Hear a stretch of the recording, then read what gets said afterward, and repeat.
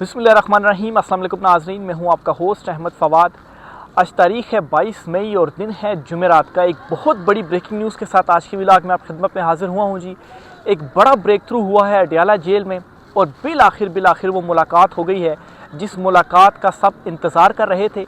इमरान खान साहब ने डील के हवाले से या मुज़ाकरात के हवाले से तमाम तर ख़बरें जो पिछले 2 हफ़्ते से चल रही थी, इन ख़बरों से मुतल्लिक फ़ैसला कुन जो बात है वो कह दी है। कुछ एक्सक्लूसिव तफसीलात मैं आपके साथ शेयर करूंगा जी। इमरान खान साहब की जानिब से क्या कहा गया और बैकडोर मुज़ाकरात के अंदर क्या बड़ी जो डेवलपमेंट है जी वो हुई है। दूसरे नंबर पर यह जी कि जर्नेल माफ़िया मांगना शुरू हो गए हैं।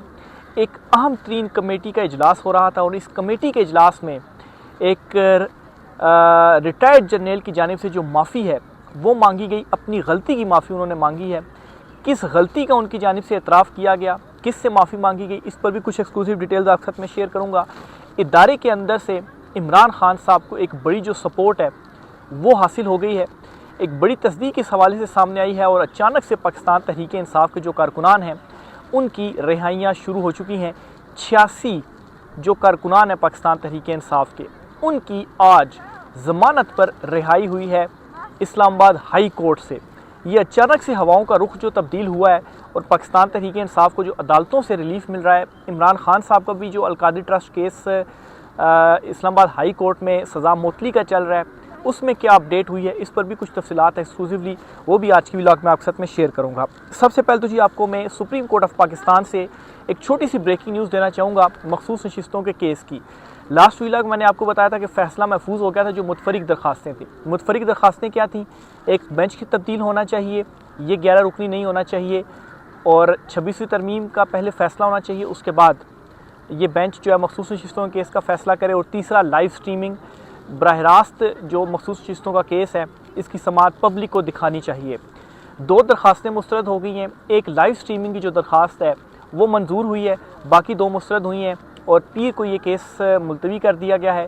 पीर को इस केस की दोबारा समाअत होगी और यही जो बेंच है वो केस की समाअत करेगा। तो एक तो ये डेवलपमेंट हुई है मखसूस नशिस्तों के केस में सुप्रीम कोर्ट ऑफ पाकिस्तान से। दूसरी खबर नाज़रीन जो आपके साथ मैंने शेयर करनी है वो है इस्लामाबाद हाई कोर्ट से। पाकिस्तान तहरीक इंसाफ के जो कारकुनान हैं उनकी रिहाइयाँ शुरू हो गई हैं। 86 कारकुनान, ये खुशखबरी भी है पाकिस्तान तहरीक इंसाफ के लिए, अच्छी खबर भी है। 86 कारकुनान रिहा हो गए हैं। इस्लामाबाद हाई कोर्ट में आज ज़मानत का केस लगा हुआ था इन 86 कारकुनान का और ये 26 नवंबर को पाकिस्तान तहरीक इंसाफ का जो एहतजाज था उसके नतीजे में जो कारकुनान को अरेस्ट किया गया था उनकी ज़मानत का केस इस्लामाबाद हाई कोर्ट ने आज सुना और इनकी ज़मानत मंजूर कर ली गई है। और ज़मानत मंजूर करते रिहा करने का भी जो हुक्म है वो इस्लामाबाद हाई कोर्ट की जानिब से दिया गया है। 10,000 ज़मानती मुचलकों के इवज़ इनकी जो ज़मानतें हैं वो मंजूर हुई हैं। और ये सिर्फ आज नहीं हुआ कि 86 कारकुनान की ज़मानतें हों, कुछ रोज़ पहले 50 कारकुनान की भी जो रिहाई है उनको भी छोड़ा गया है। तो एक तरफ मुज़ाकरात चल रही हैं, PTI पर सख्तियाँ कम हुई हैं, दूसरी तरफ रिहाइयों का अमल भी शुरू हो गया है।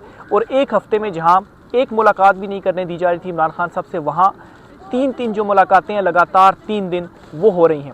अडयाला जेल में ब्रेक थ्रू हुआ है जी। मंगल, बुध और आज जुमेरात 3 दिन लगातार मुलाकातें हुई हैं। आज तो अलीमीन गंडापुर से भी हुई मुलाकात इमरान खान साहब की, अलीमा खान साहिबा से भी हुई है।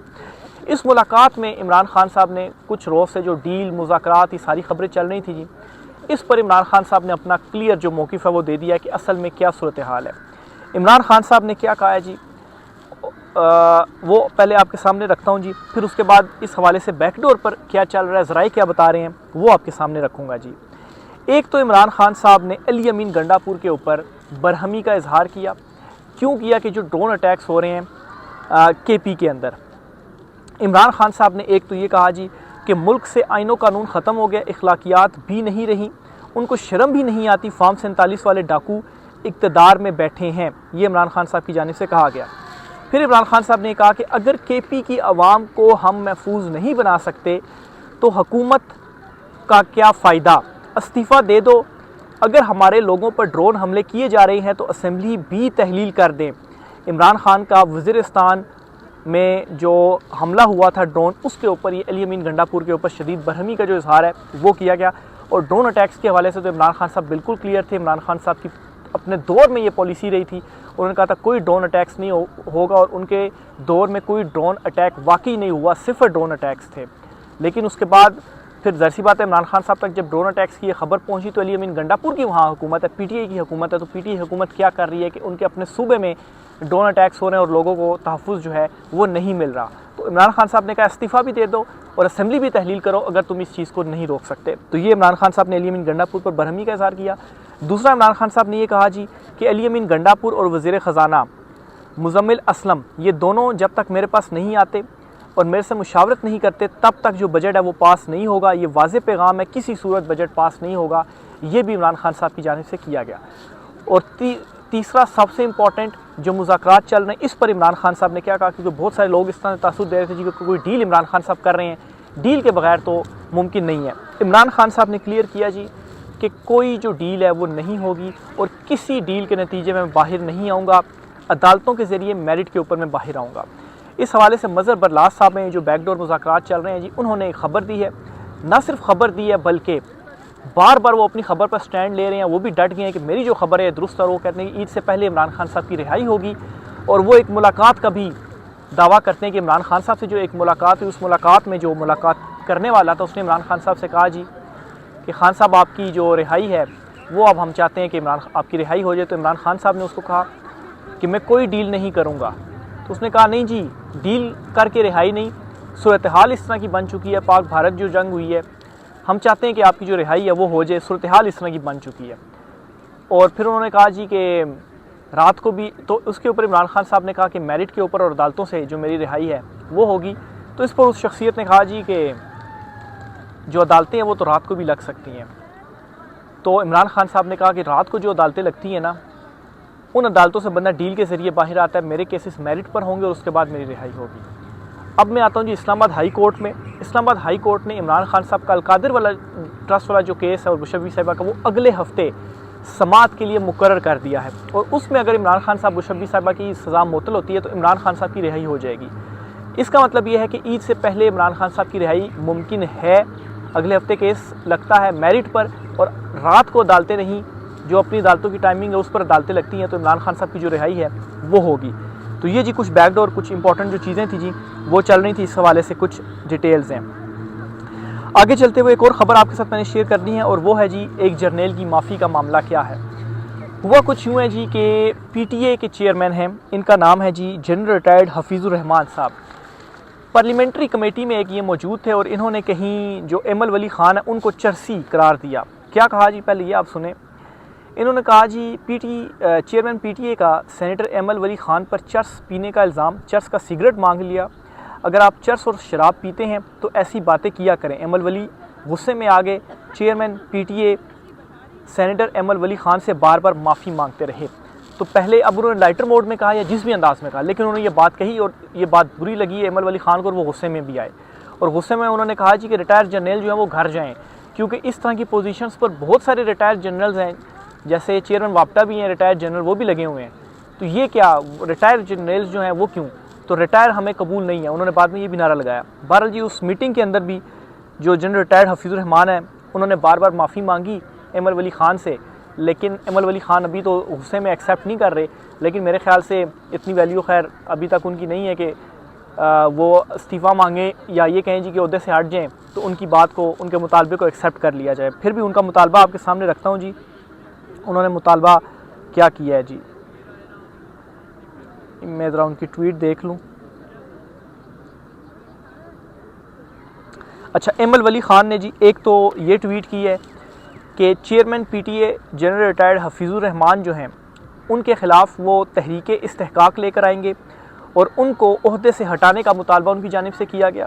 और फिर उन्होंने साथ ही एक ट्वीट ये भी की कि हाजिर सर्विस काबिल कबूल हैं, जो रिटायर हैं इनको घर भेजो। तो ये उन्होंने खैर मुतालबा किया है। अपनी उनको चर्सी जो है वो कहा गया, तो इसके ऊपर इनको इतना गुस्सा आया कि वो कह रहे हैं जी कि ओहदा छोड़ो, इस्तीफ़ा दो, काबिल कबूल नहीं है, रिटायर्ड जर्नल हमें काबिल कबूल नहीं है। जब ये रिटायर्ड जर्नल लग रहे थे तो तब आप कहाँ पर थे जब लेकिन जब आपकी अपनी ज़ात के ऊपर आया तो फिर आपको इनकी रिटायरमेंट जो है वो याद आ गई जी, तो रिटायर है, ये क्यों सरबराही कर रहे हैं। और फिर उसके बाद आप जो है वो कहते हैं जी कि ओहदा जो है वो भी छोड़ो, आपको सिर्फ चर्सी करार दिया गया। यहाँ पर इमरान खान साहब के साथ क्या क्या नहीं किया गया, इद्दत जैसा गलीज़ केस जो इमरान खान साहब के ऊपर बनाया गया वो भी आपके सामने है। तो बहरहाल जी ये उनकी जानिब से एक जो मुतालबा है वो सामने आया। रिटायर्ड जनरल साहब ने माफ़ी तो मांगी है, देखें अभी जो मामला है कहाँ पर जाकर रुकता है। मेरा नहीं ख्याल कि इसमें कुछ हो पाएगा। ज़्यादा से ज़्यादा ये हो जाएगा कि अगली मीटिंग के अंदर सुलह सफाई दोबारा से हो जाएगी, बीच में कुछ लोग पढ़ के। तो बहरहाल जी ये एक ख़बर थी, इंपॉर्टेंट ख़बर थी, मैंने कहा ये भी आपके साथ जो है वो मैं शेयर करता चलूँ।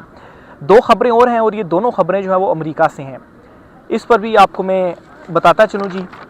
जो फील्ड मार्शल एक एजाज़ी ओहदा आर्मी चीफ आसिम मुनीर साहब को दिया गया है, साबिक नेशनल एडवाइज़र हैं जी ट्रंप के, और इनका नाम है जॉन बोल्टन, साबिक एडवाइज़र रहे हैं। इन्होंने एक स्टेटमेंट दिया एक इंटरव्यू के अंदर, और इस स्टेटमेंट में ये कहते हैं कि ये जो एक ओहदा दिया गया, एजाज़ी ओहदा बख्शा गया, वैसे तो कहा तो ये जा रही जी कि एक एजाज़ी ओहदा इससे कुछ भी नहीं होता, लेकिन मैं ये समझता हूँ कि एजाज़ी ओहदे की हद तक सिर्फ बात नहीं है, इतना बड़ा जो स्टेप है वो वैसे ही नहीं उठाएगा, कुछ चीज़ें ज़रूर हैं। बहरहाल वो ये कहते हैं कि ये परेशान कुन है ऐसे वक्त में जब इमरान खान जेल में है, ये एजाज़ी ओहदा फील्ड मार्शल का नहीं देना चाहिए था, ये पाकिस्तान के मफाद में नहीं। अब पाकिस्तान के मफाद में कैसे नहीं है, आई डोंट नो।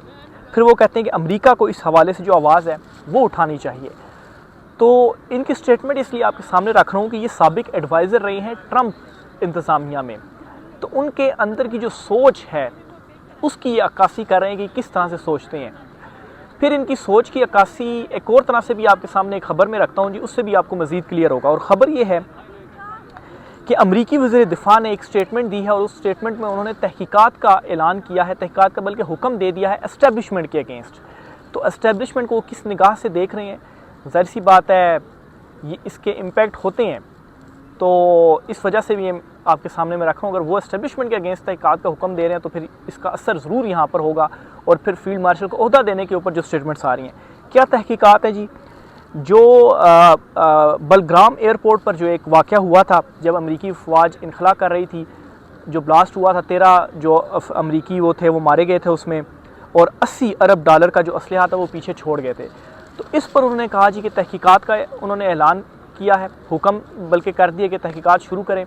और ज़ाहिर सी बात है इसको करेंगे जी कि ये कौन इसमें मुलविस है, ये 80 अरब डॉलर का जो असलहा वो कैसे पीछे छूट सकता है, कौन रिस्पॉन्सिबल है इसका, तो फिर उसकी जो पकड़ है वो भी होगी। और ये ज़ाहिर सी बात एस्टेब्लिशमेंट ही है ना, उसके अगेंस्ट ही है। तो अमेरिका से भी ये जो ख़बरें हैं वो सामने आ रही हैं। दूसरी तरफ इमरान खान साहब की रिहाई की भी जो ख़बरें हैं वो सामने आ रही हैं। मज़हर बरलास साहब डटे हुए हैं जी, ईद से पहले इमरान खान साहब रिहा होंगे।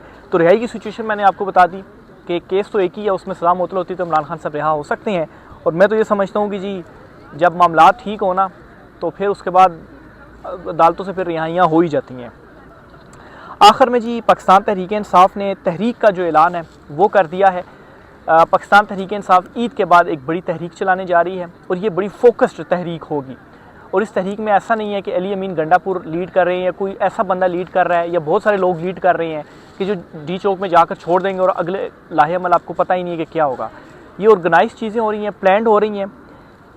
जुनैद अकबर जो है वो इसको लीड करेंगे। अली अमीन गंडापुर को जिम्मेदारियाँ दी गई, आप KP हुकूमत तक की हद तक संभालें, बाकी तहरीक की जिम्मेदारियाँ आपके ऊपर नहीं है। अब ठीक है शामिल होंगे, कारकुनान लाएंगे, वो सारा कुछ है, लेकिन डायरेक्शन जो है वो नहीं इनकी होंगी। और फिर इसमें इंटरेस्टिंग बात यह है कि अलीमा खान और अली अमीन गंडापुर जो आमने सामने थे और इनके झगड़े के हवाले से खबरें सामने आ गई थी, ये दोनों एक जगह पर बैठ गए हैं, इख्तलाफात ख़त्म हो गए हैं और इनकी तस्वीर भी एक सामने आई है। तो ये भी एक खुशाइंद है। और तहरीक जब चलेगी और जब सब इकट्ठे होंगे तो तहरीक चलेगी, तो उसका जो ज़ोर है वो भी होगा। ईद से पहले देखा जा रही है मुज़ाकरात वाले मामलात कहाँ पर पहुँचते हैं, फिर ईद के बाद जो तहरीक है वो चलाई जाएगी। और ये साफ अल्फाज में कह दिया गया है कि जो कुछ भी है, चीज़ें तय होती है नहीं होती, जो कुछ भी होता है ईद के जब बाद जो तहरीक है वो चलेगी। तो ये जी आज कुछ इंपॉर्टेंट डिटेल्स थी। मज़ीद जो भी होता है वो भी आपके साथ में शेयर करता रहूँगा। आज की वीडियो से इतना ही, राय का इज़हार कीजिएगा। इजाज़त दीजिए, अल्लाह हाफ़िज़।